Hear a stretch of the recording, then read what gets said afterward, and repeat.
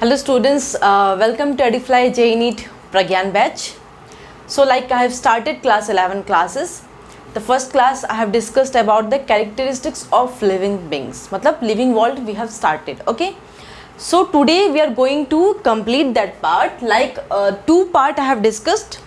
The two important characteristics, growth and reproduction, were discussed in previous class. Today I'll discuss about metabolism, cellular nature and consciousness. Okay. So see what is metabolism. Metabolism क्या होता है? जितने भी chemical reactions, that is biochemical reactions that is happening in our body, that is metabolism.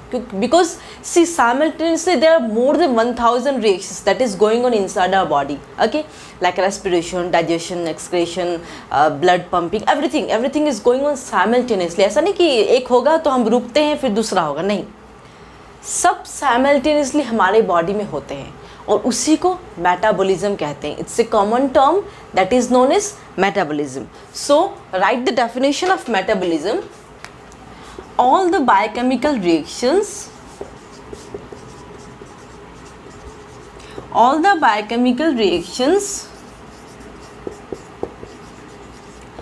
that occur inside a cell, a living being you can say, is known as metabolism. Okay.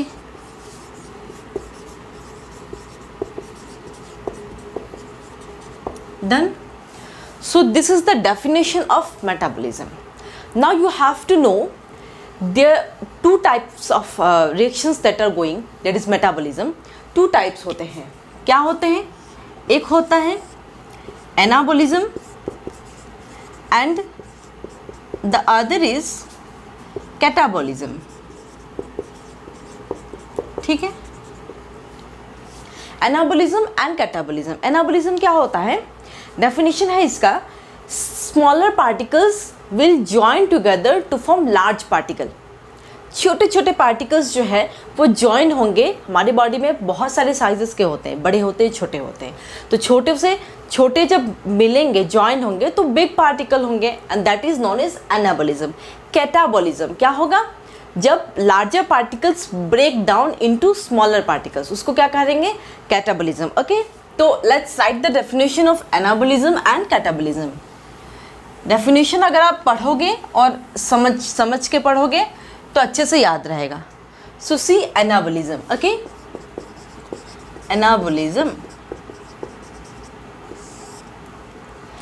Anabolism का definition लिखिए: biochemical reaction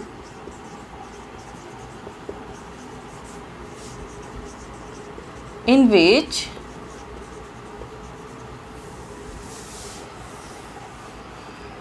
smaller particles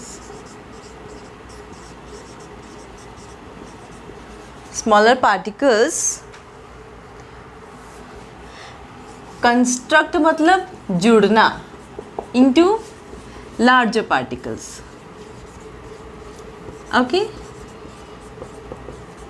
This anabolism is also known as constructive reaction. क्यों constructive reaction कहते हैं इसको? क्योंकि इसके जितने भी मॉलिक्यूल्स हैं वो ज्वाइन करेंगे, ज्वाइन करके क्या करेंगे? लार्जर पार्टिकल्स फॉर्म करेंगे. ठीक है.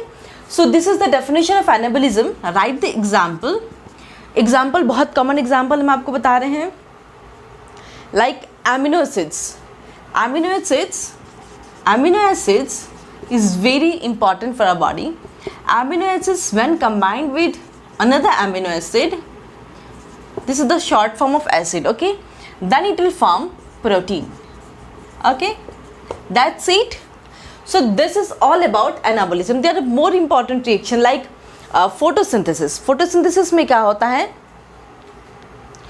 Carbon dioxide and water react in the presence of chlorophyll pigment and they'll form glucose, say 6H12O6 plus I think oxygen molecule and one water molecule.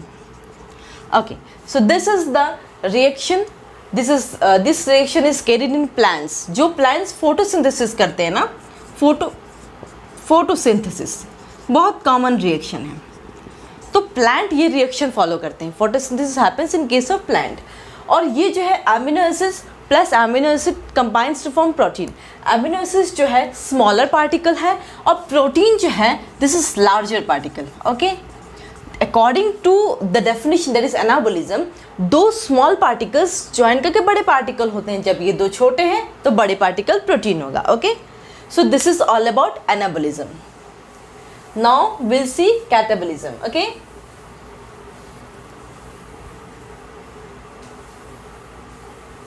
that's it. So let's see catabolism. Anabolism क्या था? Anabolism ये था कि उसमें smaller particles join होकर large particle होते थे. Catabolism क्या है? Larger to smaller. Strict anabolism के opposite biochemical reaction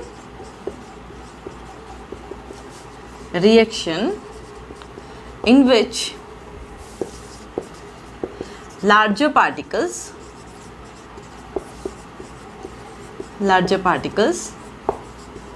break into smaller particles. Okay, is known as catabolism. ठीक है, एनाबोलिज्म कैटाबोलिज्म इज डन. अब इसके भी एग्जाम्पल्स लिख लीजिए. Like very common example I am giving you, that is yes, जैसे कि हमने क्या कहा, proteins to amino acid. Okay, larger particles will form smaller particle. Okay, not this is the very common example, proteins to amino acid. And also lipid is a larger particle. largest छोटा particle होगा fatty acid plus glycerol. ठीक है, so that's about catabolism. That means what you can write from the total discussion is that metabolism is nothing but anabolism plus catabolism. Okay, you can write like that because anabolism और catabolism दोनों को combine करके हम metabolism कह सकते हैं. Fine.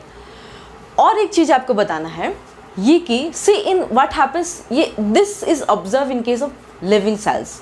But do non living cells या do non living objects metabolite? नहीं, नॉन लिविंग सेल्स में कभी मेटाबोलिज्म होता ही नहीं है. They don't have the ability to metabolise.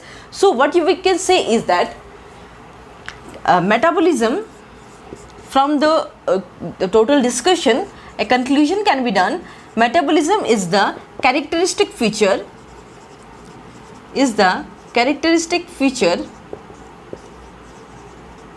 of all living beings. हो गया, डन. चलिए, बहुत आई hope you understanding my lecture. चलिए, कैटाबोलिज्म हो गया, एनाबोलिज्म हो गया, means total metabolism is done. Okay, चलिए अब बात करते हैं. अब क्या बात करेंगे हम लोग? Cellular nature. Okay, cellular nature. What do you mean by cellular nature? Cell, देखिए सेल आते साथ ही आपको पता चलेगा cell is the very important part of any living organism. Okay, cell is the structural and functional unit of life. Everyone knows this is the very common definition. Cell is the structural and functional unit of life. See, without cell, a living organisms cannot survive. So cell plays a very important role in our body. ठीक है, चलिए अब बात करते हैं all living organisms. जितने living organisms हैं, all living organisms are composed of या तो सिंगल सेल या तो multi cell. Like we humans are multi cellular. Unicellular में bacteria, amoeba, chlamydomonas, paramecium. Right, all living organisms are made up of unicellular और multicellular. हो गया। जितने living organisms हैं या तो यूनिसेलुलर है या तो मल्टीसेलुलर है। यूनि मतलब सिंगल, मल्टी मीन्स बहुत सारे, लाइक वी ह्यूमंस, हमारे सिर्फ सिंगल सेल नहीं है, बहुत सारे सेल्स है, and that cell resembles the tissue and that tissue forms the organ system, और उसी ऑर्गन सिस्टम से हमारा बॉडी फुली काम करता है, या फुली मेटाबॉलिज्म जो भी पार्ट करते हैं, ये सारे चीज़ें हैं हमारी बॉडी में, है कि नहीं। और ये तो हो गया मल्टी के लिए। यूनि के लिए क्या होता है, सिंगल सेल होते हैं, सिंगल सेल ही सारे मेटाबॉलिज्म करते हैं, उनकी बॉडी के जितने भी फंक्शंस है सिंगल सेल करता है। ओके, चलिए, सो व्हाट यू कैन से, ये सब को बताते हुए मैंने ये कह सकते हैं cell is the functional unit of life. So what we can say, non living organisms में तो सेल होते ही नहीं है, उनके अंदर तो ना मेटाबॉलिज्म होता है ना सेल होता है नॉन लिविंग ऑब्जेक्ट्स में। तो what we can say, cellular nature is the characteristic feature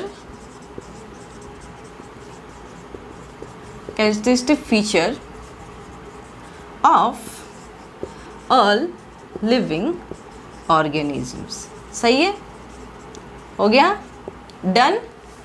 सो ये हो गया सेलुलर नेचर। अब बात करेंगे हम कंसियसनेस, वेरी इंटरेस्टिंग, जो हमने डिस्कस किया था characteristic feature of all living beings, उसका लास्ट पार्ट है, that is consciousness, 5th part है। उसके बाद हम नेक्स्ट टॉपिक में जाएंगे, ठीक है। कंसियसनेस, चलिए बात करते हैं consciousness. What is consciousness? Consciousness में क्या होता है, मैंने आपको बताया था, any of the organisms, any living cell which will respond to the external stimuli और any foreign substance, कोई भी बाहर से आता हुआ कोई भी फॉरेन चीज़ें जो बॉडी में आ रही हैं और हमारी बॉडी जो रेस्पॉन्स करेंगी उसी को कंसियसनेस कहते हैं। वेरी, बहुत सरल भाषा में यही है इसकी definition. Okay, very easy terminology, consciousness. होश जो बोलते हैं ना कि होश में हो कि नहीं, ऐसे बोलते हैं ना होश में नहीं हो, पता नहीं चल रहा है, तो कंसियसनेस यही होता है। Even plant and animals both respond to the external stimuli. Plant responds to light, air, water, है ना, and animals that like humans, they'll respond to any external stimuli। जो humans होते हैं ना, they can respond very fast। जैसे कि example बहुत common दिया था मैंने, अगर कोई निडल चुभा रहा है आपके हाथ में तो आपको पता चलेगा रे ये तो निडल है, बहुत फर्स्ट सेंस कंसियसनेस होता है उसमें, बहुत पहला बहुत रिस्पॉन्ड करता है। आपने एक प्लांट के नाम सुनी होगी, लाजवंती, या फिर उसको कहते हैं छुई मुई, ये कॉमन नेम है लाजवंती और छुई मुई। This is the plant name. किसका नाम है ये? प्लांट का नेम है लाजवंती छुई मुई। साइंटिफिक नेम इसका है माइमोजा पुटिडा, PUTID। आप सब ने बचपन में बहुत खेला होगा उस प्लांट से, मैं आपको बताती हूँ। वो प्लांट कैसे होते हैं पता है? वो छोटी छोटी लिफ होते हैं, कहीं भी ग्रो हो जाते हैं, छोटी बहुत सारी छोटी पतली लिफ होती हैं। whenever you touch that leaf what happens, it will close, वो क्लोज हो जाता है। तो वो एक प्लांट है जो बहुत फास्ट रेस्पॉन्स करता है इन केस ऑफ प्लांट्स। जैसे कि अगर बाहर से अगर हम उसे टच करेंगे, उसे पता चलेगा कि कुछ टच हो रहा है, वो अपने आप उसकी जो लीफ है वो बंद हो जाता है। अब सब ने ऑब्जर्व किया और हम बचपन में बहुत खेला करते थे, अरे कितनी अच्छी प्लांट है, इसको छुओ तो ये बंद हो जाता है ना। तो ये देखिएगा आप लोग, लाजवंती बहुत कॉमन एग्जाम्पल है जो प्लांट जो है रेस्पॉन्स करते हैं कंसियसनेस के ऊपर। ये बहुत कॉमन एग्जाम्पल मैंने आपको बताया, ठीक है। तो कंसियसनेस में देखें नोट्स में क्या आपको देने लायक है, कंसियसनेस के बारे में आप लोग समझ गए हैं। लेट मी सी।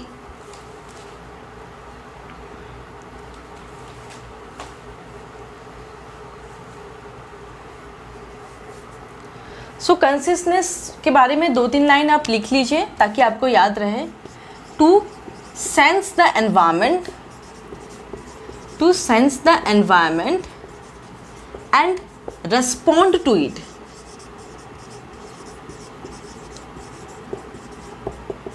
सेंस करना और रेस्पॉन्ड भी साइमल्टेनियसली करना, उसी को कहते हैं consciousness. And it is the property of all living organisms. It is the property of all living organisms. ठीक है. जैसे कि मैंने सब डिस्कस किया अबाउट कॉन्शियसनेस, प्लांट के बारे में बताया, ह्यूमंस के बारे में बताया. Humans are more self aware than plants. Concluding all the discussions, what you can say is that consciousness is the characteristic feature of all living organisms. Non living cells तो response करते ही नहीं है non living objects. ठीक है. Of all living organisms. चलिए, हो गया consciousness. So characteristics of living organisms जो था मैंने कंप्लीट किया. Now we will go to the second part of this chapter. Living world का ही सेकंड पार्ट है जिसको कहते हैं डाइवर्सिटी.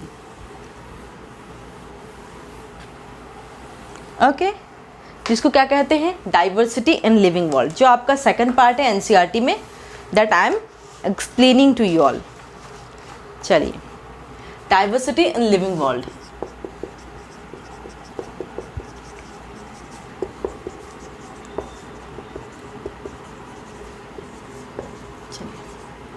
सी, सबसे पहले मैं एक्सप्लेन करती हूँ क्या होता है. Whenever you go somewhere like holiday जा रहे, छुट्टी गो नहीं, आप अपने आस पास ही देखिए, surrounding your environment, you see different kind of like species. You can say जितने भी चीज़ें लाइक प्लांट स्पेसिस हो गया या एनिमल हो गया, है ना, हर तरह की स्पेसिस आप देखेंगे. That is nothing but biodiversity. Biodiversity उसी को कहते हैं. हमारे जो पूरे अर्थ में कितने मिलियन है, समथिंग या 1.7 to 1.8 मिलियन स्पीसीज. कितने स्पीसीज हैं? 1.7 to 1.8 million species. And that species together resembles biodiversity. कितना आप अपने आसपास देखिए, कितना सुंदर नेचर है. तरह तरह के प्लांट्स दिखेंगे आपको, एनिमल्स दिखेंगे, birds, be it snakes, be it anything like in animals, plants, बहुत अच्छी अच्छी सराउंडिंग्स दिखेगी आपको. आप अपने आसपास ही देखिए, ज़्यादा दूर जाने की ज़रूरत नहीं है. ओके, तो इतने सारे स्पेसेस हैं हमारे पूरे एनवायरनमेंट में. सही है. तो उसकी जो हम जैसे कि चलिए अब हम बात करते हैं, उसी को बायोडाइवर्सिटी कहते हैं. ठीक है, आपकी एनसीईआरटी बुक फॉलो कर रहे हैं हम, और आप भी एनसीईआरटी बुक रखिए और तरीके से उसको समझिए. ठीक है. तो इतने सारे लोग मतलब प्लांट्स एंड एनिमल्स है इस पूरे वर्ल्ड में, और बहुत सारे जो प्लांट्स एनिमल्स हैं ना, उनकी आइडेंटिफिकेशन ही नहीं हुई है, उनको हम जानते तक नहीं है, but still they exist in this living world. बहुत सारे ऐसे स्पेसेस हैं जिनकी आइडेंटिफिकेशन ही नहीं हुई है. Scientist are still studying and still doing their own research. Okay, तो ये हो गई आपकी बायोडाइवर्सिटी की बातें. तो देखिए, अब बात करेंगे हम इस टॉपिक में आपका नॉमेनक्लेचर, आइडेंटिफिकेशन, क्लासिफिकेशन जाएगा. ठीक है, तो ये सब बायनिमियल नॉमेनक्लेचर हम इसके बारे में पढ़ने वाले हैं. सही है. चलिए, तो सबसे पहली बात हम बात करेंगे कि कितने सारे प्लांट्स और एनिमल्स हैं जिनको हम लोकल नाम से जानते हैं, लोकल नेम. जैसे कि अभी मैंने आपको लाजवंती के बारे में बताया, माइमोजा पुटिडा. माइमोजा पुटिडा उसका साइंटिफिक नेम है. तो ऐसे बहुत सारे स्पीसीज से प्लांट और एनिमल की हम अपने लोकल लैंग्वेज, जैसे कि उस स्टेट के रीजनल लैंग्वेज में उसकी अलग नाम है, लेकिन for whole world to get identified to that plant it should have a scientific name. एक साइंटिफिक नेम होना चाहिए just because to identify that plant. ऐसा नहीं कि हम किसी भी नाम से बुला दें. अगर हम आज इंडिया में मैंगीफेरा इंडिका मैंगो को कहते हैं, तो यूएस में भी मैंगीफेरा इंडिका ही कहा जाएगा. वहाँ पे कोई अलग नाम नहीं लिया जाएगा, because that is the scientific name of mango, Mangifera indica. सही है. तो इसीलिए साइंटिफिक नेम साइंटिस्ट लोगों ने रखा था. दैट्स वाई, क्योंकि हर एक प्लांट और हर एक एनिमल्स की आइडेंटिफिकेशन होना चाहिए. ह्यूमंस का क्या है, आप सबको पता है. ह्यूमंस की साइंटिफिक नेम क्या है? होमो सैपियंस, है ना, बहुत कॉमन, होमो सैपियंस. ह्यूमंस है, आदमी है, सब बोलते हैं, लेकिन होमोसेपियंस यहाँ बोलते हो तो यूएस में भी बोलोगे, फ्रेंच में भी बोलोगे, ऑस्ट्रेलिया में भी बोलोगे, कहीं भी बोलोगे। Scientific name is that name that get identified all over the world. पूरे वर्ल्ड में साइंटिफिक नेम से आप जान सकते हो, ठीक है। तो उसी को कहेंगे नॉमेनक्लेचर, नामकरण जिसको कहते हैं। क्या कहेंगे? नामकरण। नामकरण जानते हो ना आप लोग, ठीक है। चलो अब डेफिनेशंस लिखेंगे आप लोग नॉमेनक्लेचर का।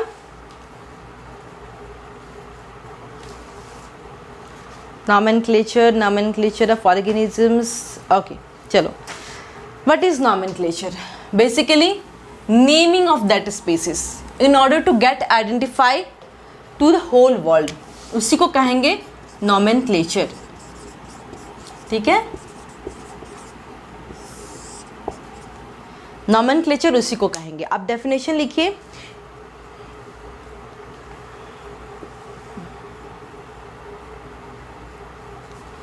definition,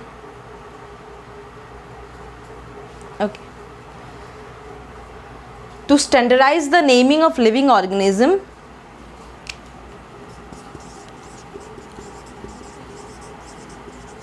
to standardize the naming of living organisms, to standardize the name of living organisms such that a particular organism, so समझ के पढ़ना है, such that the particular organism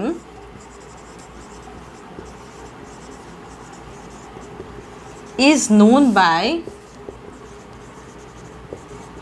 same name all over the world, okay, all over the world is known as nomenclature.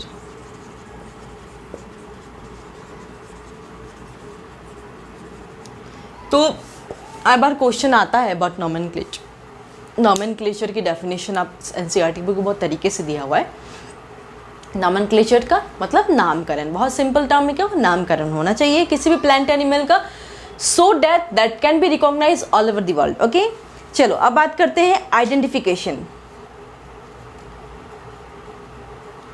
देखो जब तक अब nomenclature possible तब तक नहीं है जब तक उसे हम आइडेंटिफाई नहीं कर सकते। आइडेंटिफाई मतलब जब तक हम ये ना जाने कि वो प्लांट है कि एनिमल है या कोई और स्पीसीज है। So for that identification is necessary. So after that nomenclature होने के लिए, for nomenclature identification is very important. क्या इंपॉर्टेंट है? आइडेंटिफिकेशन। तो अब लिखें identification. I hope you are understanding each and every point, because जब समझोगे तो बहुत इंटरेस्ट लगेगा ये चैप्टर, नहीं समझोगे तो हार्ड लगेगा, ठीक है। तो आइडेंटिफिकेशन क्यों होना ज़रूरी है? क्योंकि जब तक आइडेंटिफिकेशन नहीं होगा तब तक हम उसकी नामकरण कैसे करेंगे? अब एनिमल है और आप उसको प्लांट्स के नाम से बुलाओगे तो ये तो नाइंसाफ़ी हुई ना उसके साथ। अब हम होमोसेपियंस ह्यूमन है तो किसी भी प्लांट के नाम को होमोसेपियंस बोल दोगे तो नहीं होगा ना। तो humans, for that you have to be identified whether it's plant species और एनिमल स्पेसिस। सही है? तो आइडेंटिफिकेशन की डेफिनेशन लिखिए।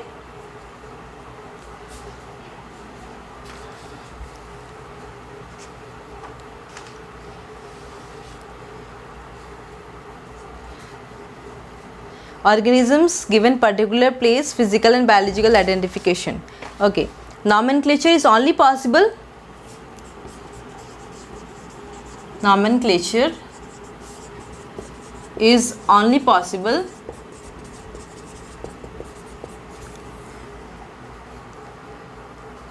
when the organism is described correctly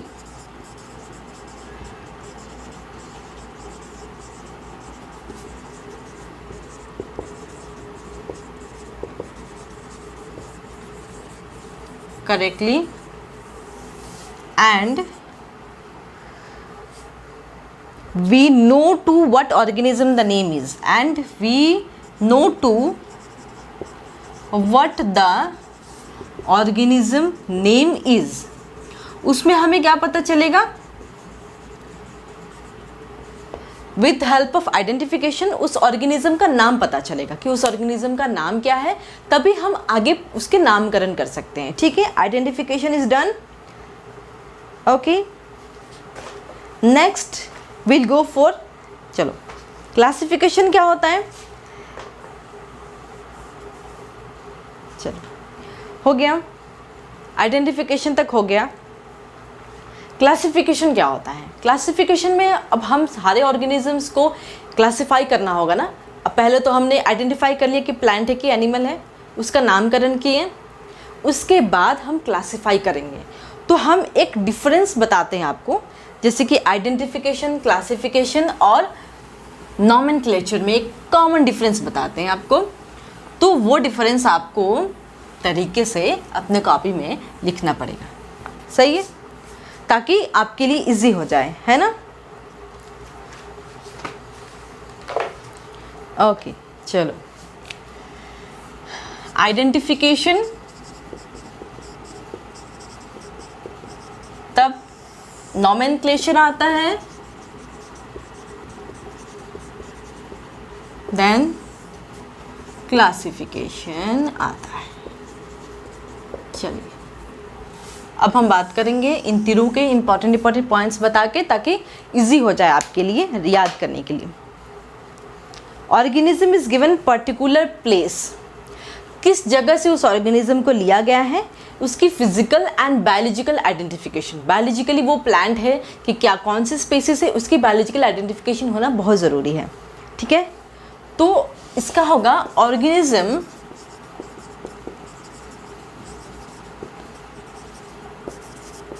particular place, मतलब biologically and physical identification is very important for that plant और species, animal species. हो गया। और उस due to that identification will help that species for classification and nomenclature. Okay, next is identification helping for classification and nomenclature. हो गया। चलो, this is all about identification. अब nomenclature मतलब नामकरण करना, given name, different taxon or organism, given name that is given to different taxa. Okay, taxa, there are two names given, one is genus name and the other is species name.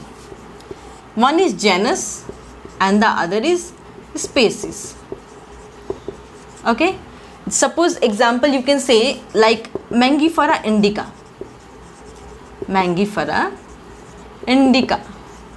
okay, so this one is genus and this one is species.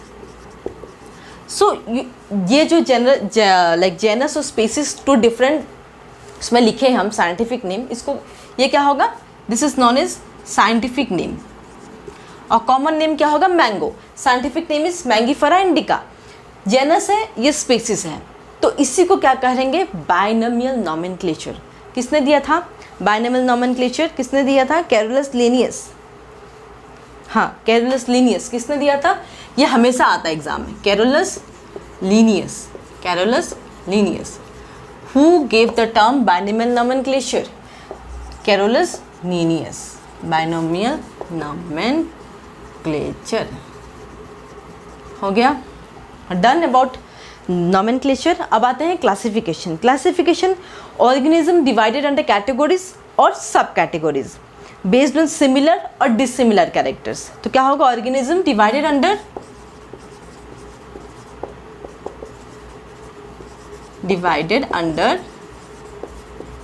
Categories और सब categories. ठीक है, done. Next, that will based on similar or dissimilar characters of that organism. Based on similar or dissimilar characters.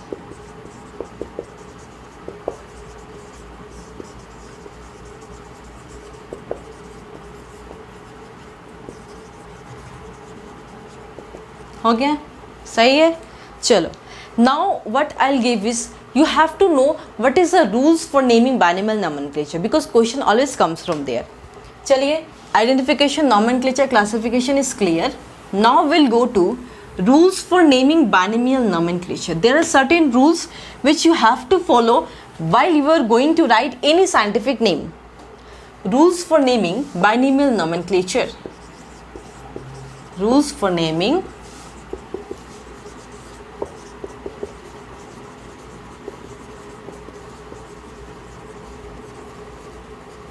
हो गया. चलिए, 4 rules है, आपको दिया हुआ है, आपको लिखना है. ठीक है. Biological names are generally in Latin and written in italics. सबसे इंटरेस्टिंग, बायोलॉजिकल नेम्स हमेशा लैटिन वर्ड में लिखा जाता है एंड इटैलिक्स में. लैटिन लैंग्वेज है एंड इटैलिक्स में लिखा जाता है, not in any Indian language. Okay. Biological name, सबसे first point you have to remember, biological names are written in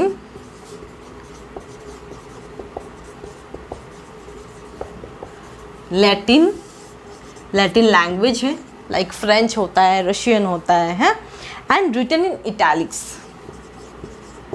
This 4 is very important because question NEET में आता है, यहाँ से ध्यान से पढ़िएगा because it's not written in any Indian language. First point is done.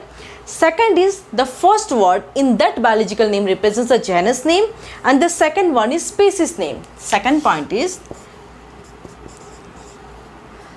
the first word in a biological name. Biological name कौन सा हुआ जो हमने scientific name बताया था आपको, Mangifera indica. Mangifera indica वही होगा biological name. The first word in a biological name, the first word in a biological name is the genus name and second is species. हमेशा याद रखना. और एक सबसे इंटरेस्टिंग बात, थर्ड पॉइंट देखिए, और whenever you are writing in a scientific name, suppose example हम बताते हैं आपको, Mangifera indica, Mangifera indica. This is the third point. What you can say, this I is always in small. Remember, you have to underline the scientific name because whenever, देखो किताब में क्या होता है वो इटैलिक्स में लिखा रहता है, लेकिन जब आप अपने एग्जाम्स में लिखने जा रहे हो then this underline is very important. You have to underline because that is handwritten ना, तो इसलिए underline किया जाता है. ठीक है. Next is the first word denoting the this is this. हाँ, और एक this is the third point. Example से मैंने बता दिया आपको कि अंडरलाइन करना होता है. फोर्थ पॉइंट क्या था, ऑलवेज रिमेंबर साइंटिफिक नेम का जो सेकंड वर्ड होगा वो क्या होगा, सेकंड जो वर्ड होगा इंडिका स्मॉल लेटर से स्टार्टिंग होगा, जो फर्स्ट होगा मैंगीफेरा एम ये कैपिटल होगा. ये ऑलवेज रिमेंबर. ये अगर आप कैपिटल लिखते हो in case of scientific name then that will be wrong होगा. सही है. चलिए, फोर्थ पॉइंट आपको पता चल गया, स्पीसीज नेम जो है स्मॉल लेटर होना चाहिए. हो गया ना चारों. This 4 point you have to remember. चारों पॉइंट बहुत इंटरेस्टिंग है and you have to remember. Also one thing, एक और चीज़ मिस हो गया है. सी व्हेनेवर ये जो साइंटिफिक नेम कौन दिए, साइंटिस्ट दिए हैं. जैसे कि मैंगीफेरा इंडिका साइंटिस्ट किसने दिया था, लिनियस ने. तो उनके नाम के पीछे दिस साइंटिफिक नेम के बाद में लिनियस का नाम लिखा जाता है. Linnaeus dot means the name of that scientist. After the scientific name the name of scientist is written क्योंकि इस साइंटिस्ट ने इस नाम को दिया था. सही है. तो ये सब हो गया बाइनोमियल नोमेनक्लेचर. अब हम बात करेंगे सिस्टेमेटिक्स के बारे में. सिस्टेमेटिक्स एक टर्म है. सिस्टेमेटिक्स क्या होता है, systematics is the scientific study and किसका, डाइवर्सिटी ऑफ ऑर्गेनिजम्स के लिए जो इवोल्यूशनरी कंटेंट बताता है because it involves the shifting of unity from diversity through comparison. तो आप सिस्टेमेटिक्स का डेफिनेशन लिख लीजिए. Systematics very important terminology in case of your binomial nomenclature. Systematics.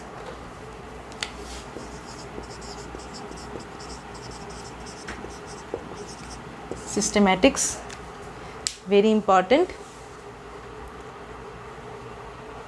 Human beings were since long not only interested in knowing more about different kinds of organisms and their diversities, क्योंकि diversities के बारे में जानने के लिए, उसके evolutionary history को जानने के लिए systematics should be known.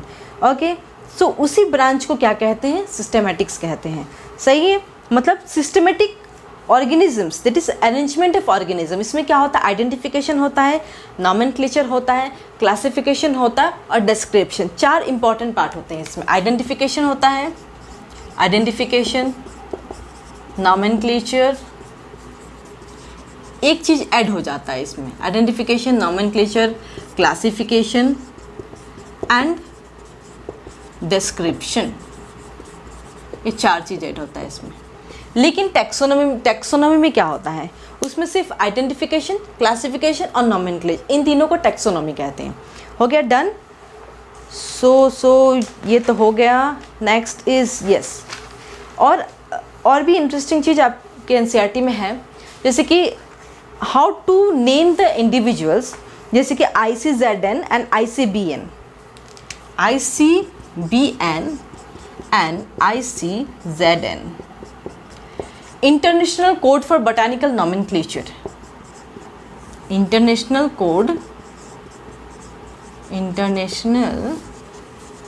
Code for botanical nomenclature.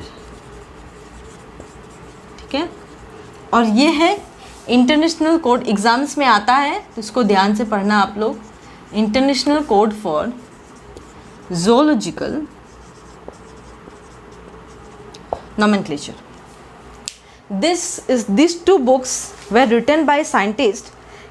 ये yes, ICZN Systema Natura, Carolus Linnaeus. Carolus Linnaeus ने इन दोनों बुक को लिखा था. Carolus Linnaeus किसने लिखा था? Carolus Linnaeus. सिस्टमा, कौन सा किताब का नाम क्या था? System spaces प्लांटरम. बोटानिकल वाला था स्पेसिस प्लांटरम, ये याद रखना होगा, question comes in the NEET exam. Species, the name of the book is species plantarum and species naturae. सही है. सो व्हेनेवर जब भी कोई साइंटिफिक नेम लिखा जाता है, तो अगर बोटानिकल नेम लाइक प्लांट के नेम होंगे तो कैरोलस लिनियस का ये वाला जो बुक है उसमें पूरे प्रोसीड्यूर्स लिखे हुए कि कैसे साइंटिफिक नेम या कैसे आइडेंटिफिकेशन होगी उस प्लांट की. तो you have to study ICBN. And if you are going to name any like animals, तो उसके लिए ICZN फॉलो करना होगा, जिसका बुक का नाम है स्पेसिस नेचुरा में लिखा हुआ है. बुक का नाम ये है, ये this is the code you have to remember. ठीक है, तो बाइनोमियल नॉमेनक्लेचर इज़ डन. और आपको जानना है कि मॉडर्न टैक्सोनॉमी क्या होता है, क्लासिकल टैक्सोनॉमी क्या होता है, और ये 2 टॉपिक रह गया है. चलिए बता ही देते हैं, कंप्लीट कर देते हैं आपका पूरा पार्ट. सिस्टमेटिक समझ लिया आपने, ICBN ICZN इज डन. तो क्लासिकल और मॉडर्न टैक्सोनॉमी के डिफरेंसेस लिख लेंगे. टाइप्स ऑफ टैक्सोनॉमी है classical and modern. Classical taxonomy, classical and modern taxonomy. ठीक है, क्लासिकल और मॉडर्न 2 डिफरेंट. ये इसके सपोर्टर कौन थे? Aristotle, Theophrastus. क्लासिकल टैक्सोनॉमी के सपोर्टर कौन थे? सपोर्टर एरिस्टोटल, थियोफ्रास्टस, साइंटिस्ट है. और इसके सपोर्टर कौन थे? Julian Huxley.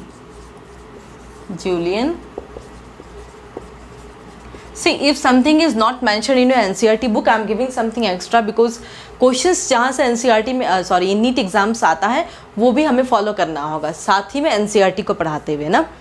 फादर कौन है इसके? अगर क्वेश्चन आता है father of classical taxonomy, then वो है एरिस्टोटल.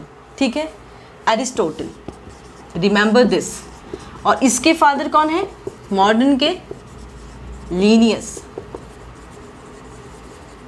हो गया।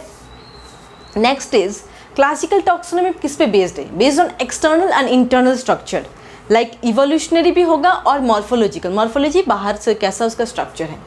It is based on evolutionary and morphological study. Morphological study किस पे बेस्ड होता है? Evolutionary and morphologically, like stem, root, one सब चीज़ों के, लीफ, ये सब। और इसमें क्या होता है? बेस्ड ऑन मॉर्फोलॉजिकल और एनाटॉमी। एनाटॉमी मतलब एनाटॉमी क्या होता है? जैसे कि टिश्यू हो गया, उसके बाद एनाटॉमी मतलब उसके इनसाइड के जो भी कैरेक्टर्स हम स्टडी करें, लाइक टिश्यू हो गया, फिजियोलॉजी हो गया, उसके इंटरनल स्ट्रक्चर, उसको कहेंगे एनाटॉमी। ठीक है, तो ये क्या होता है? Based on anatomy and anatomy and morphology. Morphology बाहर का भी होगा और इंटरनल भी होगा। डन। नेक्स्ट स्टडी पैटर्न क्या होगा इसका? लीफ, रूट, स्टेम होगा। इसका स्टडी पैटर्न क्या होगा? लीफ, रूट और स्टेम हो गया। और इसका क्या होगा study pattern? Cytotaxonomy, numerical taxonomy. Study pattern होगा साइटोटैक्सोनॉमी एंड न्यूमेरिकल टैक्सोनॉमी।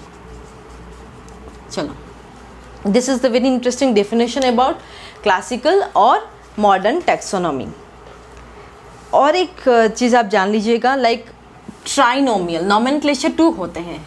एक बाइनोमियल होता है, एक ट्राइनोमियल होता है। This is the last topic of this class. ठीक है, डाइवर्सिटी कंप्लीट किया हमने। 2 टाइप्स ऑफ नॉमेनक्लेचर होते हैं, एक बाइनोमियल होता है और एक ट्राइनोमियल। बाइनोमियल में क्या होता है?